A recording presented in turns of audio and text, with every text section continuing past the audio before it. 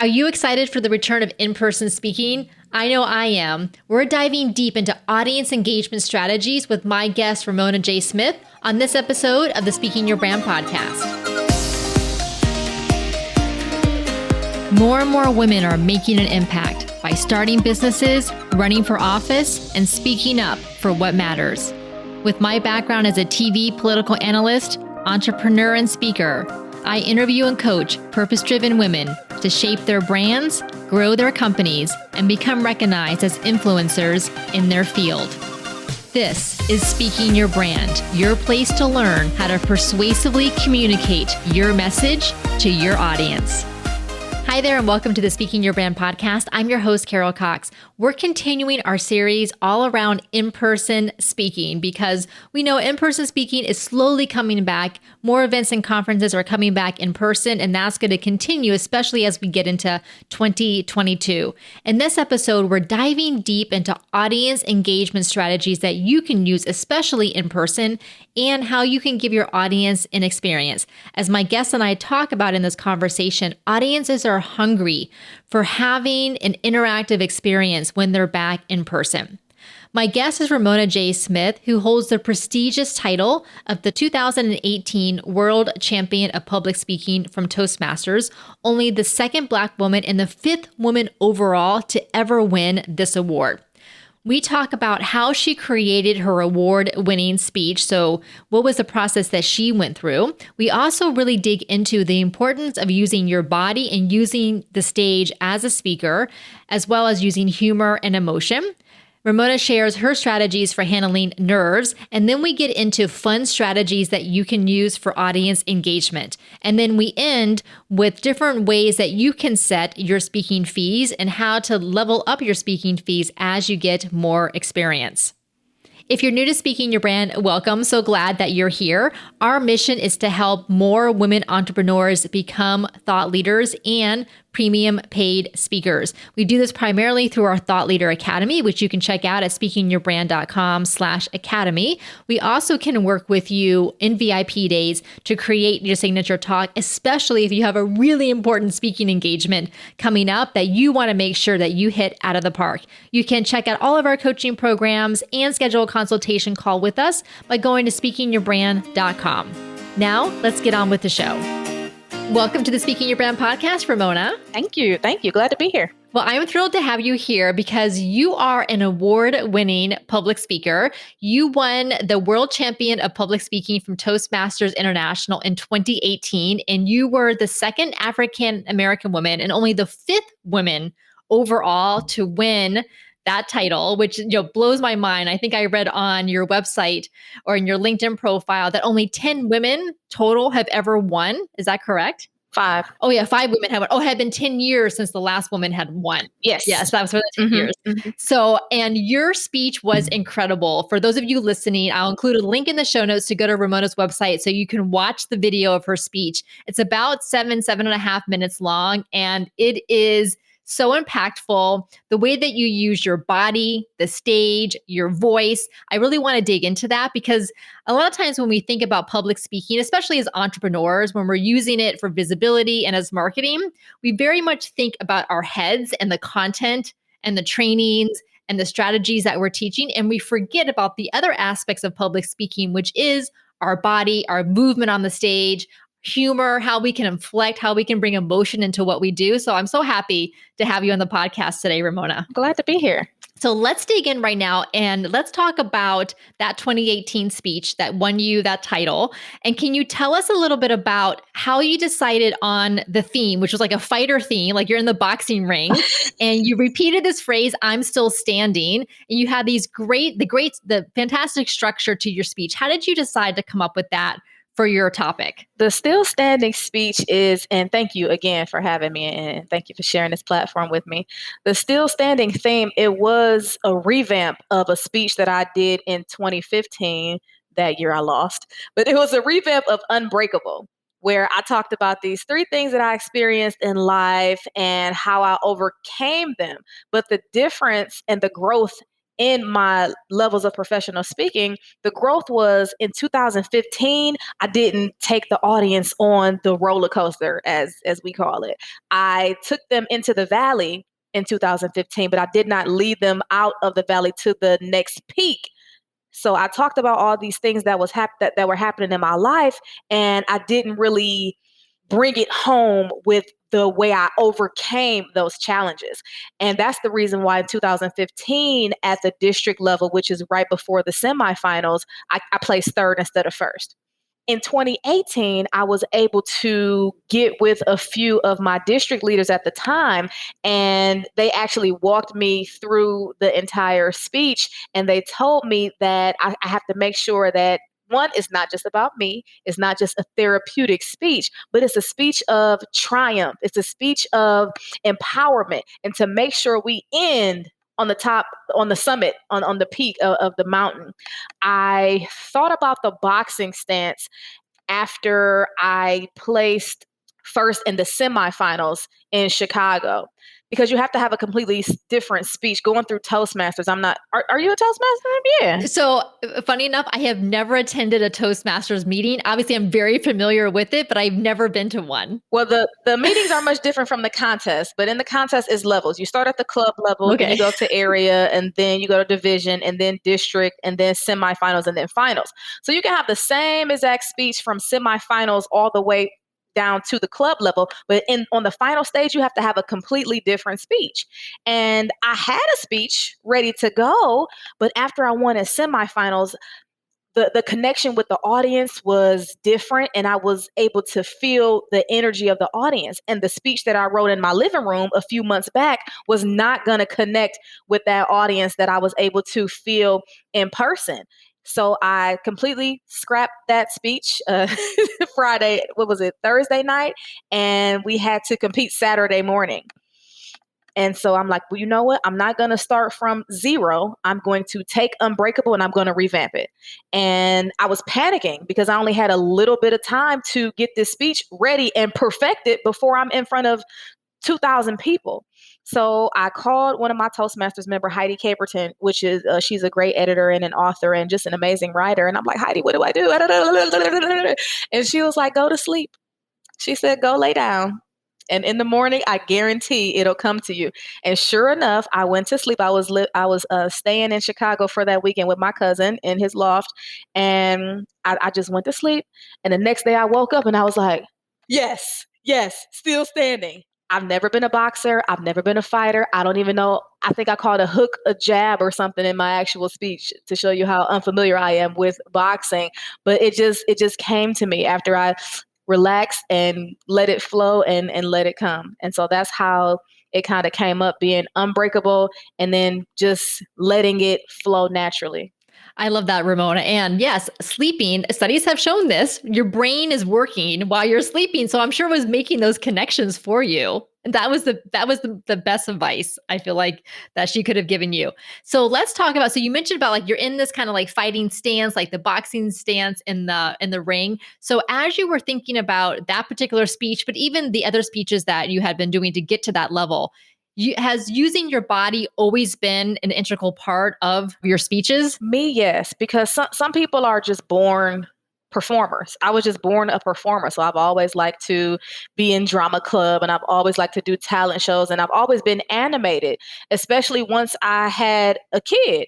I always use this example. Do you want Baby Shark to be Baby Shark do do do do do do, or Baby Shark do do do do do do? Like, what is a kid gonna be more interested in? So I've always been animated, especially since I became a mom, and it just happens naturally for me. And sometimes I even have to tone it down because I'm very expressive with my hands and with my face and with my body. So it comes naturally to me. But to some of us, being like the letter I is natural.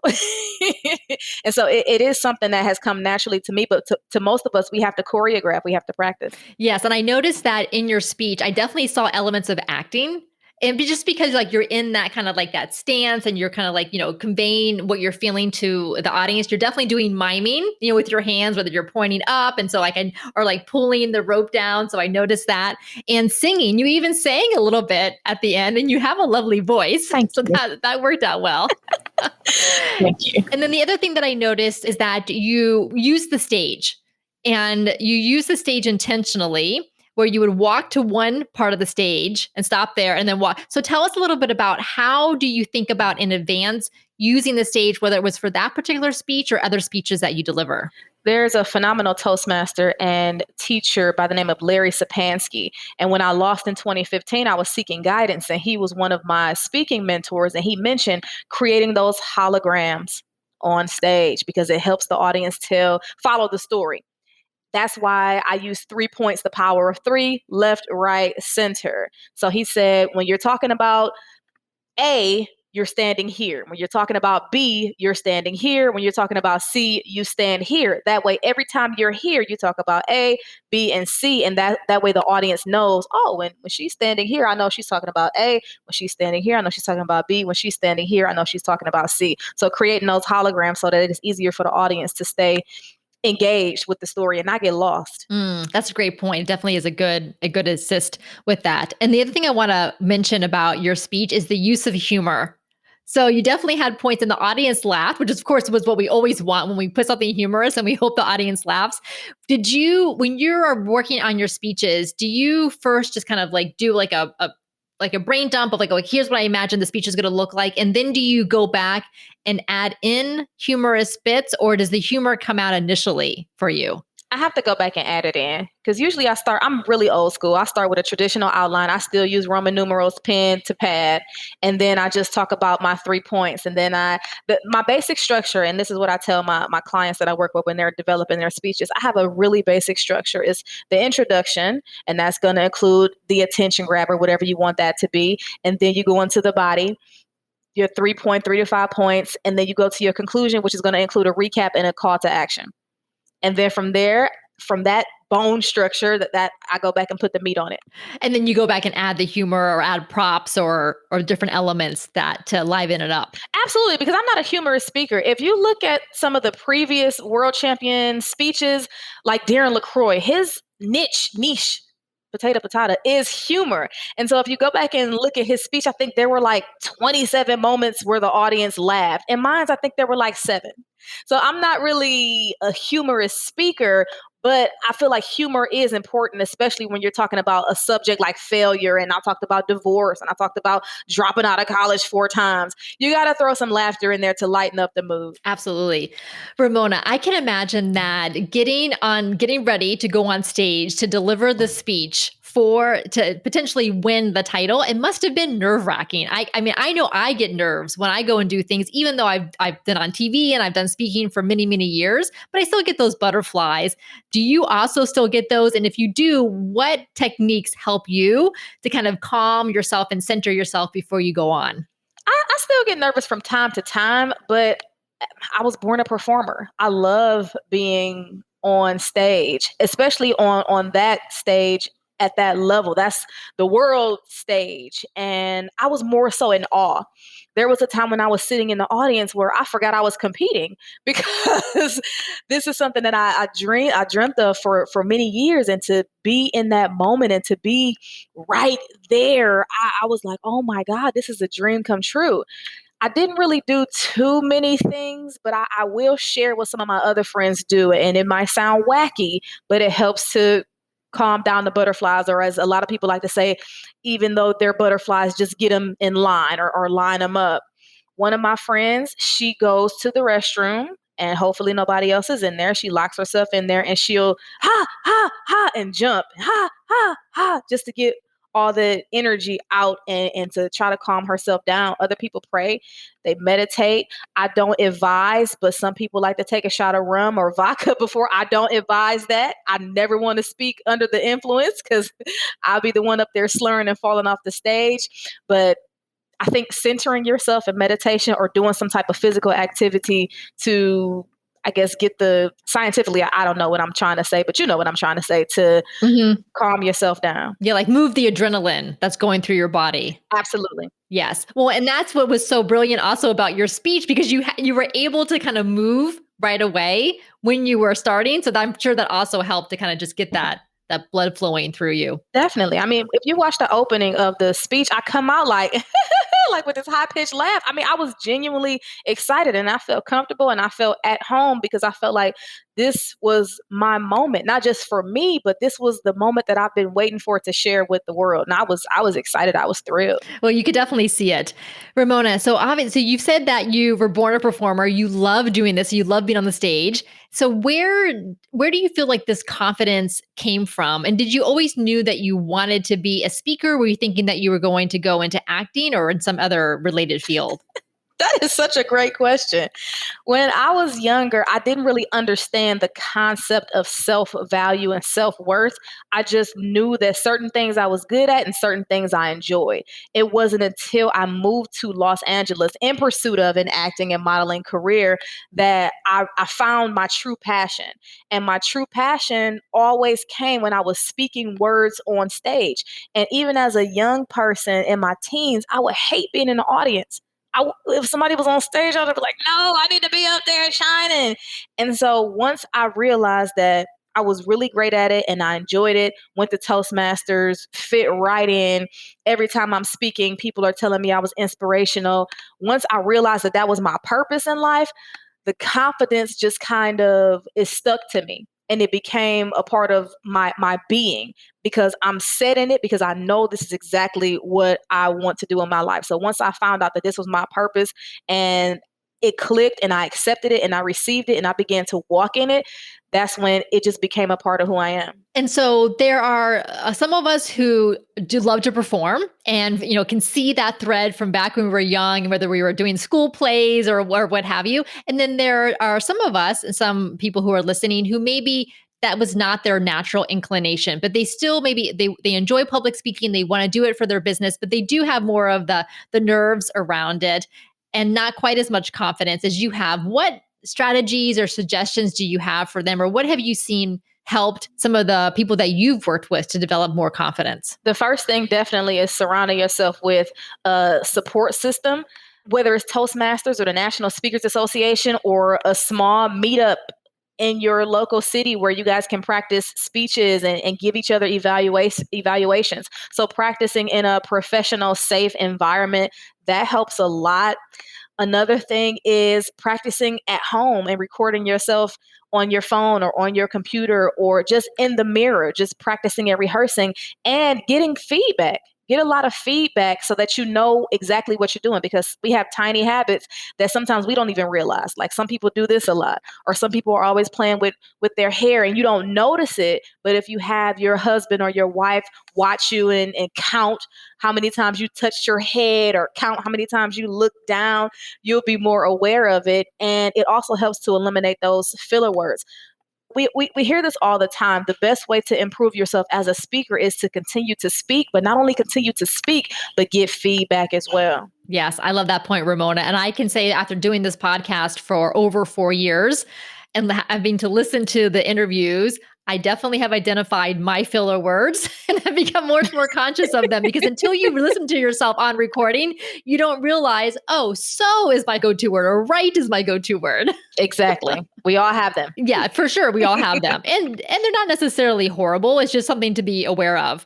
In addition to the Toastmasters speeches that you do, I know that you also do keynote speaking and you've been to countries all around the world to do your keynote speeches. How do you approach crafting that speech and preparing for it? Do usually the conference organizers or event organizers give you a topic or a theme, or do you have a kind of like a set of speeches that you can take off the shelf and then adjust for that audience? It's actually a mixture of everything you just said. Some organizations, they say, look, we want you to come in, we want you to do still standing, or we want you to do a variation of still standing. That's exactly what we want. Some organizations say, hey, just come in and inspire us and empower us and just give us a title when you're ready. And then others are very exact and precise. Like, no, we want you to talk about developing a mindset of resilience. It really just depends. And I was on a webinar with Lisa Nichols earlier, and we were talking about just knowing your audience. So it's really not about what Ramona wants to speak about or what Ramona feels like she wants to share or Ramona's content. So a mistake a lot of new speakers make. You want to talk about you, because you're so obsessed with your content. It's really about how we can find this need of the audience and feel that. What problem can we solve with with the audience, with the people who are going to be listening to you and giving you your undivided attention for 2 or 3 hours or 45 minutes or 20 minutes or 5 minutes.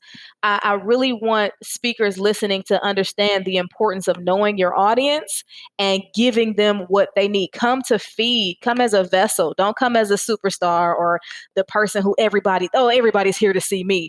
Nah, everybody's here for you to do something for them. All the audience members are asking you, what's in it for me? Oh, so well said, Ramona. Thank you for that reminder for all of us. So we are recording this as we are, fingers crossed, hopefully coming out of COVID, at least the majority of the lockdowns and, not being able to have conferences and in-person events, all of this. So I know that I'm excited to get back to in-person speaking after, I think it's been 18 months of all virtual presentations. I'm sure you're excited to get back to in-person on stages. So for those of us who maybe are feeling a little rusty, what are some of the things that you're doing to get back into it? Well, I've actually been able to speak at a few places in person. And when I tell you these audiences are hungry for energy, they are hungry to feel that real life feeling, to get that back, because it's just not the same on Zoom. Even if you're a dynamic speaker, even if you do have that energy, you're like, everybody stand up, put something in the chat. Oh, yeah. It's just not the same talking to a computer. So some things I really love to do is I really do love to start off singing. That's just me. Start off singing a song where everybody knows it and they can clap along and just smile, and people are ready to be outside. Don't make them sit down the whole time. Don't make it a monologue. Make it a dialogue. Give them, and even if you're not that energetic speaker, you can have his name is slipping me right now, but he's a great speaker who often works with Tony Robbins. I want to say Joseph Clendon or something like that. He has what's called STA breaks. Shake that asset. He has those breaks where people can just get up and move a little bit. We are so tired of being stuck in this box. So when you are speaking to people in person again, please make sure you bring that energy. Give them time to speak back to you. Give them time to maybe do some small breakout sessions or a mini networking session for 1 minute or 1 minute and 30 seconds, and just get them moving and get them feeling like normal again. I love those tips, Ramona. And I love about the clapping and the music. So I cannot sing. I am tone deaf, like literally means you do not want to hear me singing because it sounds worse than cats screeching. Oh. However, I will play music. I will play music. Exactly. That is someone else singing that we can sing to together. Yes.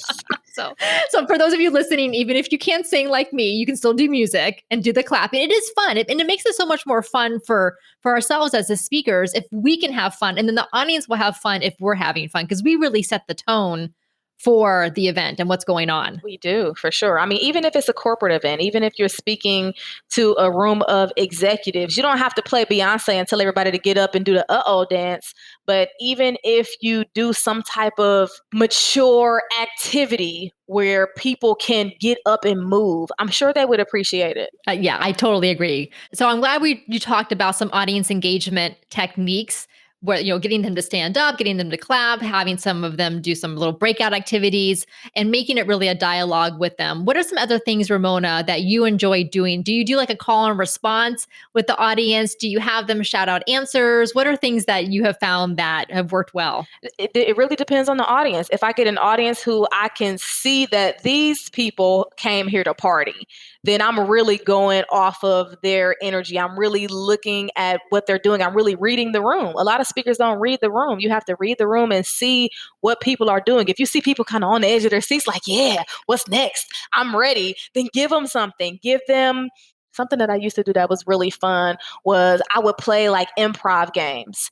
I would play this game called Heads Up, Heads Down or something like that, where everybody stands in a circle and you put your head down. And when I say heads up, you have to make sure you're not making eye contact with the other person. It's just a nice icebreaker. And who doesn't love to win? My competitive people, they love it. They love to win.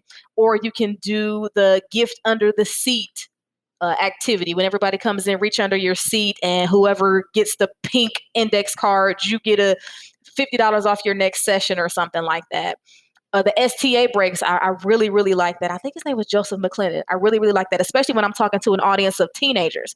They don't want to sit there and listen to you for 45 minutes. So I'll speak for a little bit, give them a little bit. All right, especially if there's a DJ, STA break, and they'll play some of the most popular songs, and they can get up and then get back in their seats and get refocused. I probably should have compiled a list of awesome things to do like that, but those are just a few. Oh, that's fantastic, Ramona. These are really great things for us to think about. So let's talk about speaking fees, and you don't have to share your fees with us, but how do you approach negotiation for your speaking fees? Do you have set fees that you present to the event organizers? Do you ask them for their budget and then they come to you with a fee and then you negotiate from there? Do you do your own negotiation or do you have someone else? I know there's a lot of questions in there. So, well, my fee has changed over the years. Obviously, because when I first started out, I didn't really have a fee. Nobody knew who I was. I would speak to a group of rats if they would listen. And once 2018 happened and I created a name for myself and I got some notoriety and being in Forbes and Business Insider and all those wonderful things, and then just building up my resume and becoming a well sought after speaker, that really changed.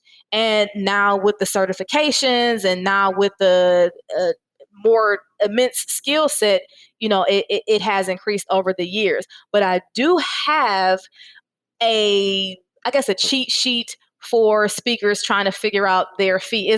There's levels. So I call it the 5-level system. So level 1, you are novice, you are brand new, you have given 0 to 20 speeches. You're just beginning. That's level 1. I would say between $0 and $1,000 should be your fee. At level 1, between $0 and $1,000. I don't want you to stay at 0, but sometimes you may have to speak for free just a few times, or you can choose not to, but between $0 and $1,000. Because if I have no idea who you are, you have no marketing, you have no website, you have no representation, I'm not going to pay you more than $1,000. I don't care how golden you think your content is. Level 2 is when you're starting to get your feet wet as a speaker. You're giving maybe 20 to 50, maybe about 60 speeches. You're getting your marketing together. You may have a small website. Maybe you got a speaker one sheet. Maybe not. There, $1,000 to $3,000. $1,000 to $3,000 for a keynote between 20 minutes and an hour. Level 3 is when you're getting your complete package together. Now you've given maybe about 100 speeches. You have those 3 to 5 keynotes that are solid that you can just whip out and grab. Maybe you have a book, an ebook, something like that. You are establishing yourself as an expert or an authority in the field. That's level 3, $3,000 to $10,000. $3,000 to $10,000. Level 4 is now when maybe you've done a TED Talk. Maybe you've spoken at somewhere amazing on the same stage with Michelle Obama, or on the same stage with Oprah, or you have a program and you're able to bring people in and you have a strong following on social media. That's level 4, $10,000 to $25,000. $10,000 to $25,000. Now that's where I am. Now the next level, level 5, that's celebrity status. That is Tony Robbins. That is Joe Biden. That is Ivanka Trump, Rihanna, the celebrities. That's $25,000 and up. Mm-hmm. Like Brene Brown. I think I saw somewhere. Yeah, I think Brene Brown gets 50 to 75,000, even $100,000. That's level 5 right there, which blows my mind. And that's the next level. That's my next level up. Yes, and I'm glad that I'm glad. Thank you for sharing those numbers, Ramona. I think it's important, especially for us as women, to share things like what speaking fees could be and what they could look like, because oftentimes we do undercharge ourselves, even if we have gotten a bigger platform and have gotten more experience. And I know for a lot of us that we tend to equate how much time we spend on something with what it's worth or what we should charge for it. So we think, well, I'm going to spend, maybe 20 hours preparing and it's going to be an hour-long speech. Maybe I have to travel. So we kind of do the mental calculation in our minds of what that hourly rate would be and how much we should charge. And that is not what we should do, because you know better than anyone, Ramona, how much time, expertise, talent, crafting, ability goes into this. So then I remind myself that the actors in the TV show Friends, their last few years when they were on that show, got paid how much per episode? $1 million per actor, per 6 of them, per episode. That's awesome. That was not because of the number of hours they put in every week to film those episodes. It was because the value they provided. And so I want us, like, we think about Brene Brown charging $50,000 or $75,000. It's not because she spends X number of hours to prepare for that. It's because the value she provides to that event and the audience she's going to draw for that event. Exactly. I mean, if you do want to charge by the minute, you can charge $50 a minute or up to $90 per minute if that's how you want to do it. But like you said, ultimately, it's about the value. People are going to pay for that feeling of transformation. People are going to pay for that knowledge that you're giving them, especially if it's going to make them better. Thank you, Ramona. I will make sure to include those links in our show notes so that everyone can easily find them. Ramona, it's been a pleasure talking with you. Thank you so much for sharing your knowledge and your insights and your energy. I really appreciate it. Thank you for having me. I really appreciate it. Thank you. Thanks again to Ramona for coming on the podcast and sharing all of those incredible insights. If you want to hear more about in-person speaking, check out the 2 episodes we did prior to this one. Last week's episode was all about how to get selected as a speaker by event organizers. And then the episode before that was behind the scenes of my recent keynote that I gave at an in-person event. If you would like to work with me, to work with Speaking Your Brand, to create your signature talk and your thought leadership platform, I invite you to schedule a consultation call with us. You can do so by going to speakingyourbrand.com/contact. Until next time, thanks for listening.